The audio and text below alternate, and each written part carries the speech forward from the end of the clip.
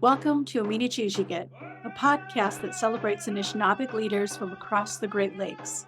Eminazhichiget translates as a person who does good things for others, and it's a program of the Michigan-based nonprofit Title Track. Ojawaska Wasimokakwe Indijnakas, Nimki Indodum, Inde Indao. I'm Holly T. Bird, co-executive director of Title Track and host of Eminazhichiget.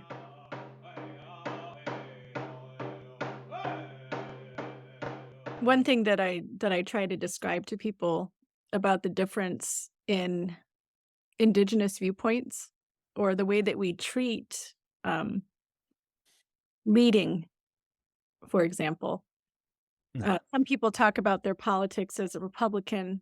Some people talk about their politics as Democrats or socialists or whatever it is. And I often bring up the concept of tribalism.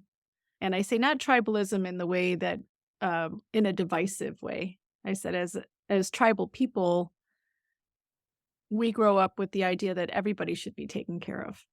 Mhm. And even if that means that some people don't get to have more than other people, that there's a wealth in giving it away and making sure everybody's taken care of.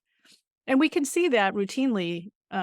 And not that tribes are perfect, of course. We're still dealing with the effects of oppression and how do we work within that system. But what we see, for example, from the Grand Traverse Band is when they get extra gaming revenue, it ripples out into the community around them. For people who for centuries were either taking from them or have treated them disdainfully, and when we talk about the housing problem in Traverse City, it always strikes me that that Grand Traverse Band folks, citizens, are probably on that scale of people who can't afford to buy houses over here. And as the original people of the area can't afford to live here unless they're in tribal housing. But even so, the band continues when it makes extra revenue to give out to that community and to do these things that help everybody. How do you think that concept of tribalism, of taking care of the community, how do you think that affects your thinking as a leader and your actions as a leader? Well, uh, you know, today they would say some of the things that you just said would be, "You're a socialist," and they would say that in a bad way. But, um, I think to what you just said, it one makes me, happy that the 2 elected bodies that I've served on are nonpartisan. Mhm. So, within the tribe, you don't run as a Democrat, Republican. At the city, we don't either, and that's a very important thing because that really does take that toe the party line mentality out of it and allows you to really think about what's good for the people as a whole right now. And the same with, some of the things that I said earlier about people, if they're coming from a place of privilege or not, so they need to be represented too. And some people have worked really hard for what they have, and they, came to really wanna hang on to it because they know it could be gone really easily. So, they might come off as a bit more stingy than others would, but they might have different life experiences that have led them to hang on to what they have and makes them afraid to share because we've been brought to have a scarcity mindset. And I'm be careful with my words here if I try to blame capitalism on that. But to me, I've been somebody who, if you need what I have, you're welcome to it. Please, you know, please pay it forward. Mhm. And what would you say though that's a function of having grown up in a tribal community? Yeah, because uh, the whole takes a village, Mhm. I think is just a real thing. I have, non-tribal family, Mhm. and, they have a different way of interacting, and I'm not gonna say we love each other any more than they do, but, you know, sometimes siblings just move across the country, and it's like, "Well, this is what I want, this is where I'm at," so there's people with the leftover, nuclear family mindset where I'm gonna grow up and move out. Of course, I love my brother and sister, but, they have their families now, and, um, that's their problem, and I have my family, and this is all that matters right now, and wherever my career takes me is where I'll go, um, and I think that's different. I think the tribal mindset, especially here, especially when it comes to serving Traverse City, is I'm not somebody who just got here, and I'm not somebody who's leaving. Like, this is our homeland, and this is where we're gonna be, and having that, um, we're not often like, my family doesn't have family reunions. We don't have to, because we know I'll see you at powwow, I'll see you at Jibigijigut, Ghost Suppers, I'll see you, at other community functions, round dance, um, there's all these spots, and I can often let my kid well, my kids are grown now, but when they were little, and I think you do the same, your kids, they can run and play because everybody knows whose kid that is. Right. Yep. And everybody, takes care of one another. I never had a problem getting a babysitter growing up. Mhm. And so therefore I pay it forward. You need somebody to sit with your children, my door is open, my family's here. If you need help feeding your family, we take care of one another. That's important. My sisters and I were close. Our kids are all close. My cousins. I mean, we all meet often and talk and share a meal.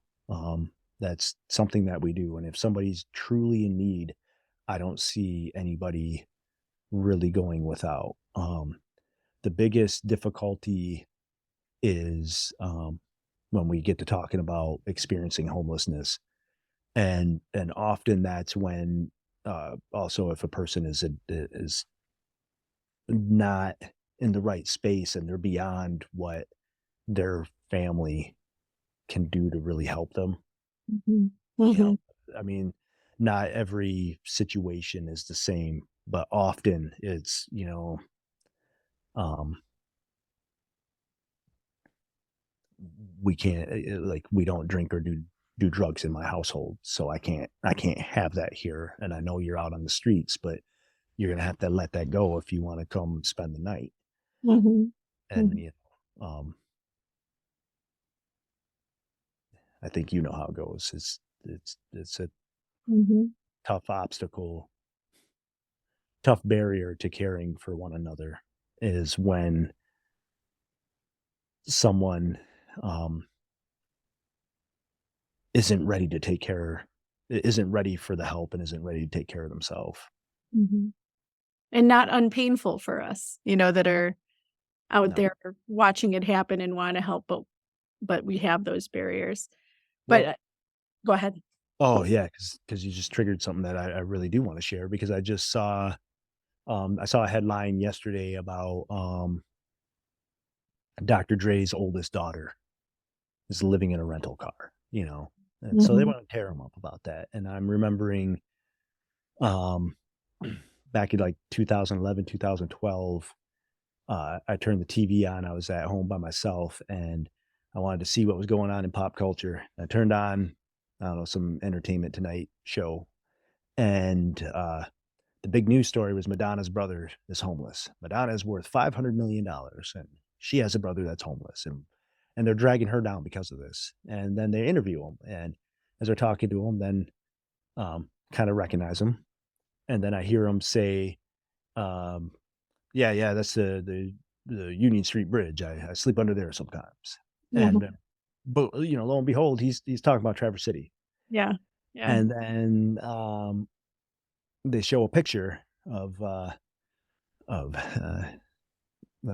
Anthony and his friends. And where Union Street Bridge, where he hangs out with some of his closest friends, and boom, there's a picture, national TV. Anthony Ciccone and my uncle Matt, Mhm. and Yep. I bust out laughing because like it was so unexpected, and I'm by myself, and I'd do anything for a sister or a cousin or somebody to see Uncle Traveling Matt on national news, but you know, not for the most proud of instances. And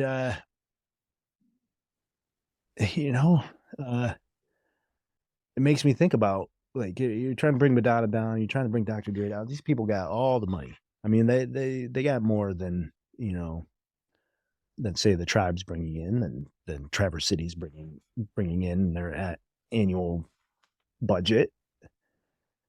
You would think their siblings could, but not if they don't want it. My grandmother was often homeless, and my dad always wanted like to have her come stay with us, but sometimes sometimes she's just not comfortable with it. She didn't want that, and you can't make them do it, and it's pretty difficult. Um, Mhm. so that's often something to kind of keep in mind when we look at that, when we think about uh, people of means and resources, and then in contrast to somebody close to them who's struggling. Sometimes we're not the one to help them. Often with my sons, I have to step back and let them know how to choose their own mentors, because they're not always going to understand it or hear it or get the lesson from me. Mhm. Mhm. Even if I could have gave them the same wisdom, sometimes it's got to come from a source that they're willing to receive. Right. And thanks for that example, because I think that homelessness hits to a lot of our community too. And of course, I have a husband that works directly doing street outreach, and um, you know, with your uncle Matt Ba, um, Oh, worked directly with him as well. But it is true, there's a lot of different reasons why people are on the streets, and sometimes they don't accept the help, and we know Mr. Ciccone had resources here as well.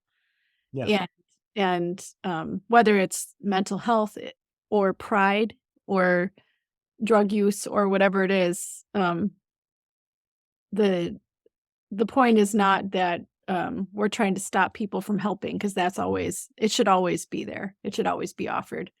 And, but you can't force anybody to take it either. You just gotta keep trying, right? And sometimes you can try and try and try, and, we recently lost a good friend to the streets as well.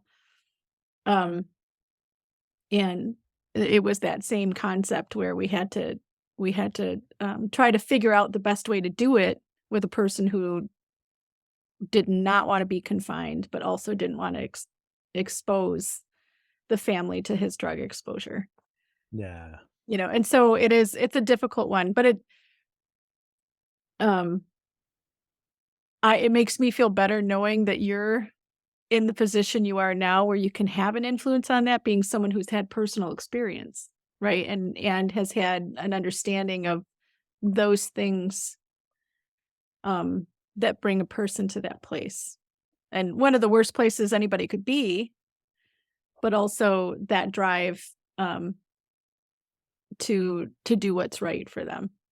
yeah, Yeah, I agree that, nobody needs to be torn down in any of those situations, except for people who refuse to to have compassion for those situations, and maybe even then we don't need to tear them down, but educate them a little bit. yeah. So I appreciate your bringing that up. Um, and going a little further into that, what do you see as a good, it's the bonus winning question of all, though, but what do you see as some solutions to our homeless problem here in Traverse City? Um, I think, opening up, units, just having them available, and I know that there will still be, um, a high percentage of people who say my home here, if I build an ADU, it might get rented out to somebody who is moving here from somewhere else, and but they already have means. Mhm. But maybe not, maybe there is somebody with a job, with a demonstrated, like, need, like, they're not, um, uh, they have the means to pay the rent, but they don't have the space available to them, Mhm. and so we're making steps, and, Goodwill's, you spoke of, that organization is, doing really great things. Homestretch is making great strides, and so for all levels of income and family sizes and resources or means, we're making efforts. So, for instance,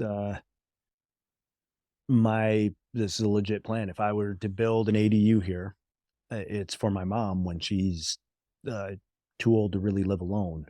We'll bring her here. It'll be a legit mother-in-law for my wife. Uh, my mom will be here, but that means her house, which one person doesn't need to be in, is Mhm. now available to, either one of my sons or one of my nephews or maybe another family Mhm. that has children, that has, that can start their life. And, I think that's an important thing to keep in mind when we're trying to expand, when we're trying to expand the availability of units in our area, and um, and zoning that is appropriate for allowing, um, individuals to be housed.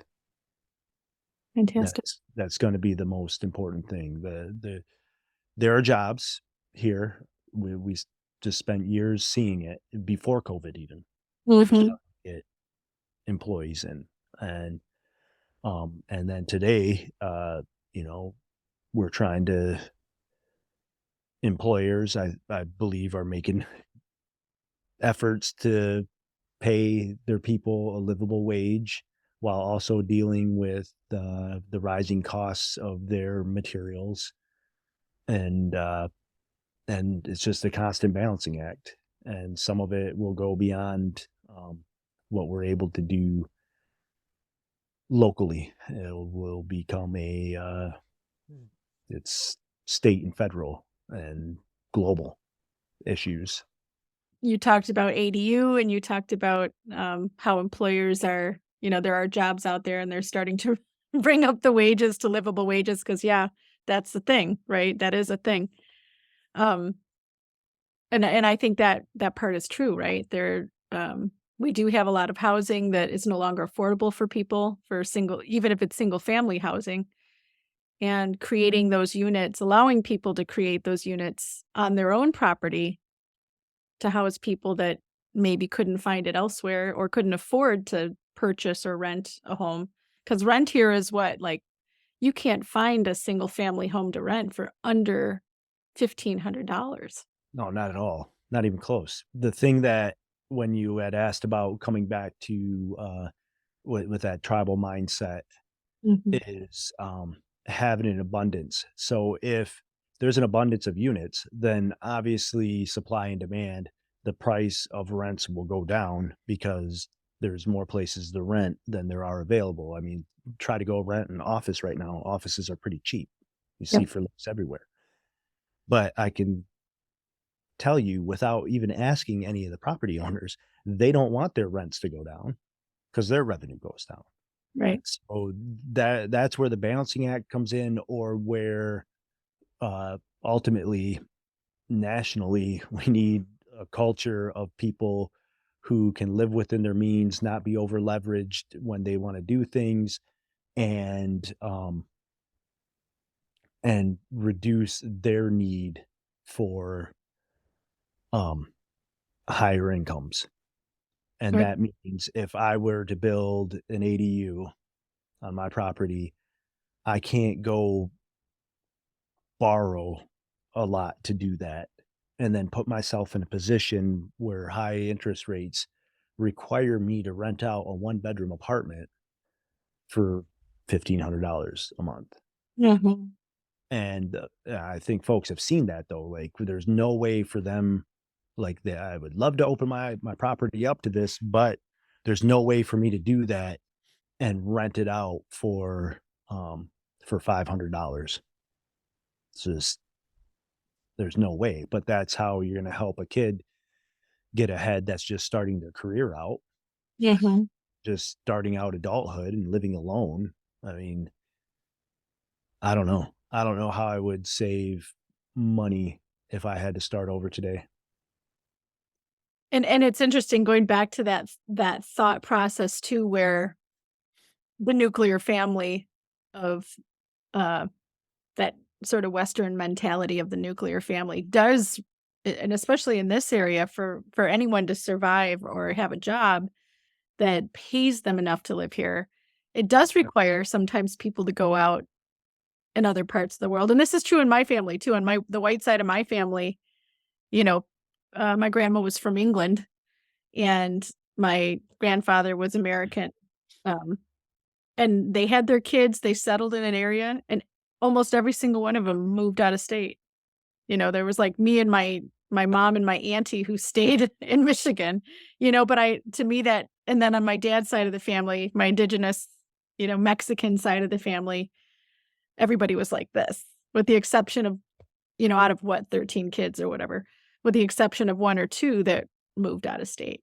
But there was a huge difference in that mentality, and I only bring that up now, because when you do have that family unit that kinda sticks together, people support each other. You're not gonna have elders that are on their own, sort of needlessly suffering, from loneliness in a home where there's nobody around them, or you're not gonna have kids that are, um, unwatched or not feeling the love and perhaps, experiencing difficulty in life for that.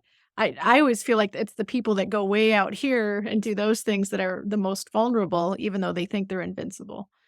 But Yeah. so here in Traverse City, if we're gonna support families being together and support that social structure of support, we need to be able to house people.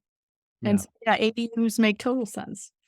Well, I mean, this conversation go on for 2 more hours. I could It could. participate, but, when I was first running, I did participate in a forum where they asked about, what do the candidates intend to do to attract the best and the brightest to our area? Mhm.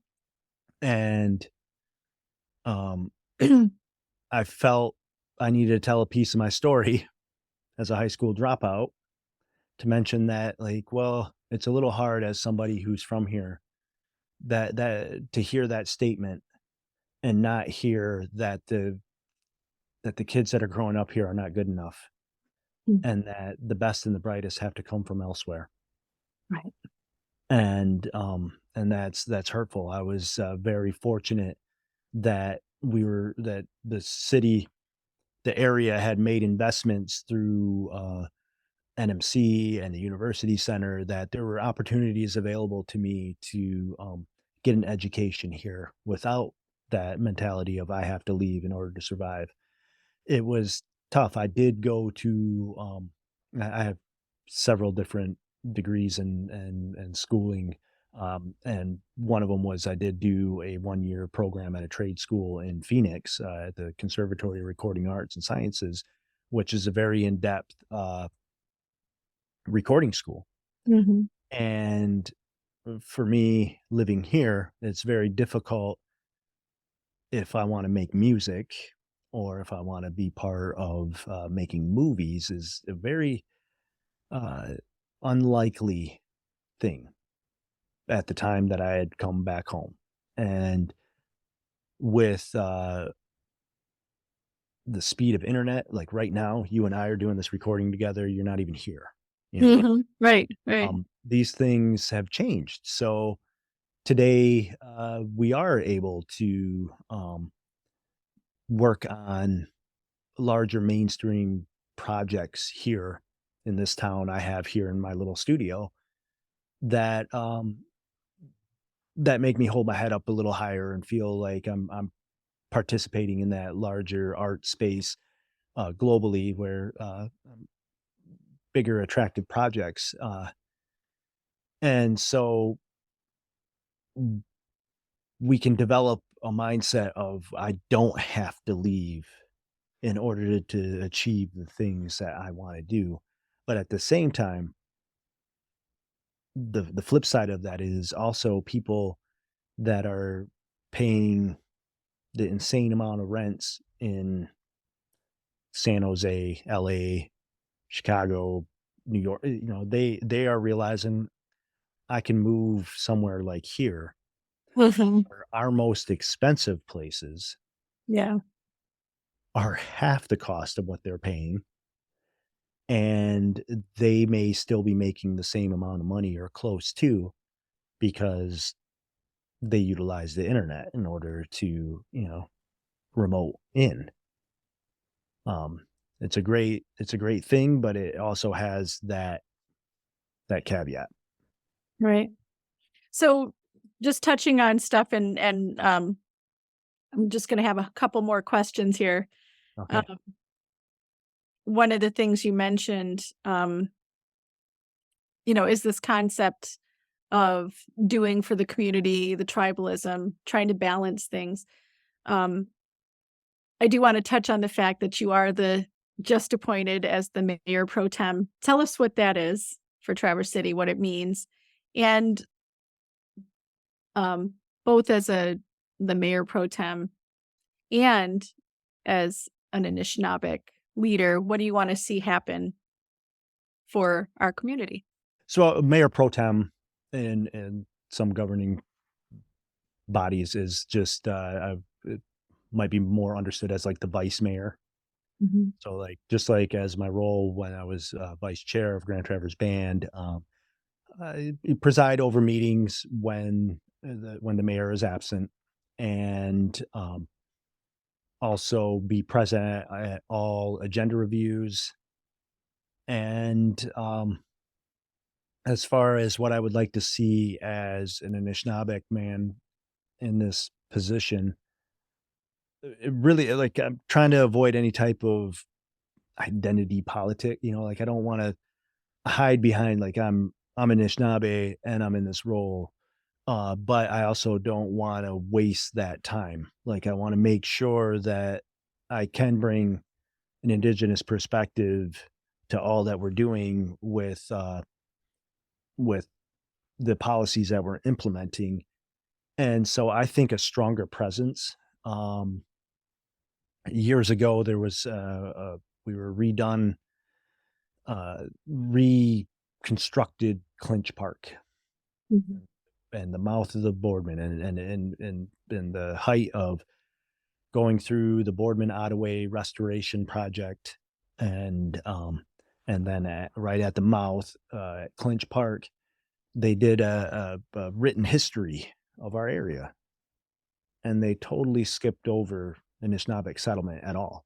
Mm. And so one of the things that I intend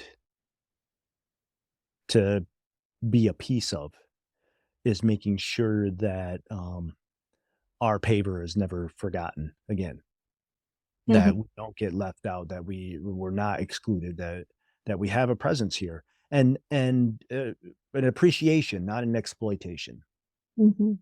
So I really do admire other areas that you can go to around, specifically the United States, and the indigenous culture there is celebrated upon Mhm. arrival, and sometimes it's exploited, and it's and I'd like for our citizens here to be aware of that, to know the difference and to be strong and confident in what they know about the true history of our region and um and have a piece of pride with that. Well, and that's true because on an educational level, I mean, when we talk about education, US history is this big compared to indigenous history here. Yeah. So isn't it doesn't it's good for everybody to know that history, to know what that is and what it means because it gives them uh some and substance as to the land that they're on and what all that means. Maybe more appreciation for where they are. You Yeah. know, it, um I know for me that's always important because as a water and land protector, an earth protector, and I know you're one of those too, which people need to have those understandings with the culture and how it ties in so much to the land and the spirit of what all that means. Um, so I completely appreciate that. I think it's really important for people to know that. And then also, we had mentioned before the concept of that tribalism and that community mind. Um, when we talk about being able to take care of everybody around us and in our community, as an indigenous perspective, do you think that's also important for Traverse City? Yeah, absolutely. I think we do need to recognize the abundance or the all the good things that we have available to us in our area and to adapt an abundance mindset because we really do have a lot Mhm. and a lot of good things here and it can be shared in a good way and um and that doesn't mean that you know everybody should go without and just give away all your possessions but I think we need to stop fearing that somebody else is going to come be a drain on your household because they moved into your neighbor's backyard. Right, just be a good neighbor. Be a good neighbor, be a good human. Um, yeah, I said it before. If you're living in Traverse City, you're already doing so good. You're doing so well, and so recognize your blessings. Recognize the good things that you have in life, and I promise, if you share, it's not gonna all go away. Um, there's a weird thing where like if you share, somehow you end up with more, and I promise you, things will be better for everyone. Wonderful. Do you have any parting words that you wanna any parting messages that you wanna give to either the elders or the youth of your community? Um, to the elders, Gazagan, I love you, and I'm so appreciative of everything that you've fought for to make sure um, that us younger ones are able to thrive here to this day. And um, try to meet the young ones where they're at. Try to keep in mind in this ever changing world that they're developing different, and the modern times are always going to be modern times, and it's going to be different than when your era was. So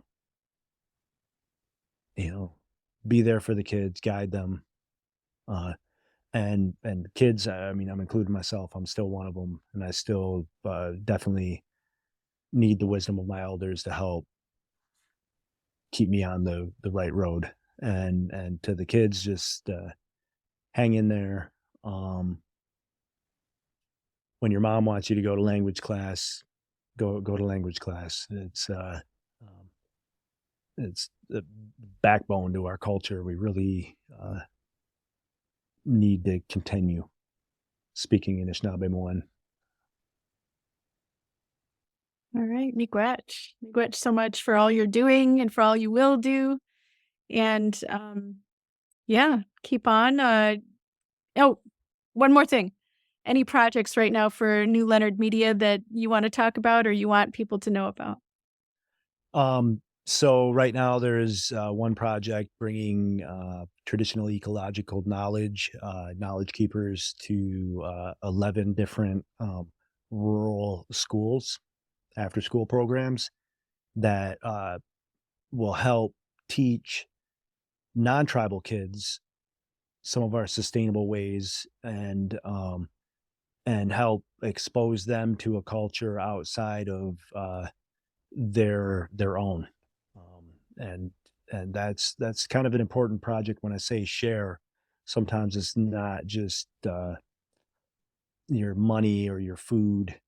Sometimes it's also your teachings, and your knowledge is sacred. And uh, and it's not to give to somebody else to appropriate and steal and become pretendians, as some say, but to appreciate. And some of these teachings are meant to be shared with everyone. So that's an exciting project, and some other efforts in Leelanau County with the Conservancy to um, to educate about the the land there, our ways of thinking and being and doing and interacting with all life, but also um, bringing some attention to the Treaty of 1855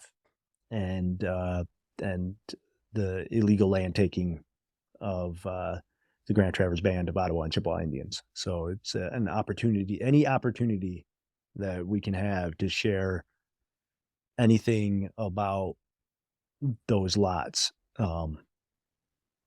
we should t- take advantage of that. And so those are the two main projects that I'm most excited about as of recent, and more to come. Fantastic. Thank you so much. And thank you for joining us here with Title Track and Eminazhichiget and for doing all you do. So I look forward to hearing more later. And I'm sure we'll sit down, you know, in other places, whether it's at Ghost Supper or you showed my kids some hip hop moves in the park. I appreciate you inviting me on, and I really respect you and Title Track, E3, everything you've been doing, and I want I want to see more. Yeah, let's do it. We're all together in this. So that's the way we look at it. We live in an area blessed with I think organizations that work really well together, and it's different than in even some other states where nonprofits compete. You know, people have a scarcity mentality, and I think in our region it's much different. And part of that's just gratitude for where we are and where we live and the people we're around. And I always say, we're all growing old together here. Yeah, So let's make it that little pocket of love that we want to see in the world. I love it. All right, All Mama right. P. Mama P, thank you. Miigwech.